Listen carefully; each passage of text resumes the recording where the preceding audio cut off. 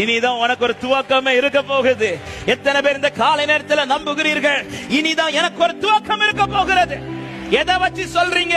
உயிர் தெழுந்த என் ஆண்டவராக இயேசு கிறிஸ்துவை வைத்து சொல்லுகிறேன், இனிதான் எனக்கு ஒரு துவக்கமே இருக்க போகிறது. ஆண்டவர் எதை காமிச்சா தெரியுமா? விலாவையும் கையில் இருக்கிற துளையும். இதன் அர்த்தம் என்ன? அவங்க கிட்ட கேட்டாங்க, இதுல ஆணி அடிச்சதை முடிக்கிறதுக்காக. விலாவை குத்தி பார்த்ததை இவர் செத்துட்டாரா இல்லையா? அவர் ரெண்டையும் காமிச்சு கொடுக்கிறார். இங்க கையில ஆணி அடிச்சதே இவர் இன்னும் வாழணுங்கிறதுக்காக கிடையாது, இவர் இங்க கொல்லணுங்கிறதுக்காக. ஈட்டிய வச்சு விலாவை குத்துனதே இவர் உயிரோட இருக்கிறாரா இல்லையான்னு கன்ஃபார்ம் பண்றதுக்காக. ஆமா, அவன் குத்தி பார்த்தான், செத்துட்டான்னு நினைச்சான். ஆமா, இது முடிஞ்சிச்சு நினைச்சான். இல்ல, இது இந்த தோங்க போக.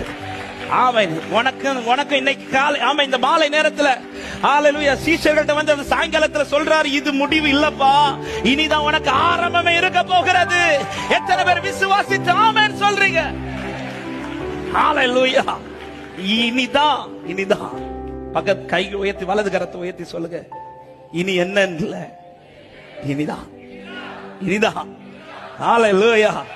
ஆமென். வந்து காட்சி கொடுக்கிற பயந்திருந்தவர்கள் இப்பொழுது கண்டு சந்தோஷப்பட்டார்கள். அடைபட்டிருந்தவன் லைஃப்ல கர்த்தர் காண வச்சு சந்தோஷப்பட வைக்கிறார்.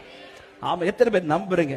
கர்த்தரை நம்பி இன்னைக்கு நிக்கிற, சில அடைபட்ட சூழ்நிலைக்குள்ள இருக்கிற, பயந்து இருக்கிற, என்னை கர்த்தர் காண வைத்து என்னை கழிகூற வைப்பார் என்று நம்புகிறவர்கள், பயமில்லையே, பயமில்லையே, பயமில்லையே, என் கர்த்தர் ஆதரவாய் இருப்பதனா பயமில்லையே, எதிர்கால பயமில்லையே, என் கர்த்தர் ஆதரவாய்.